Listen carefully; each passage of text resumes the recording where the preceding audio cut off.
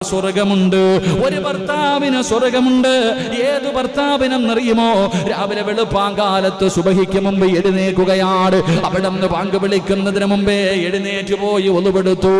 എന്നിട്ട് തിരിച്ചു വരുമ്പോ നമ്മുടെ ഭാര്യ കിടന്നുറങ്ങുകയാണ്, അല്ലെങ്കിൽ ഭർത്താവ് കിടന്നുറങ്ങുകയാണ്.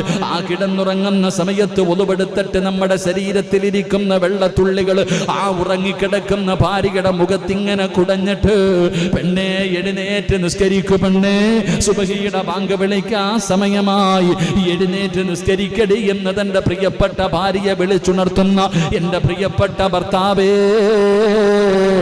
നിനക്ക് സ്വർഗമുണ്ടെന്ന് ആദരവായ പ്രവാചകൻ നബി മുഹമ്മദ് മുസ്തഫ സല്ലല്ലാഹു അലൈഹി വസല്ലമ തങ്ങൾ പറയുമ്പോൾ, എന്റെ പ്രിയപ്പെട്ടവരെ, രഹസ്യമായിട്ട് ഒരു ഇബാദത്ത് നമ്മുടെ ജീവിതത്തിൽ വേണം.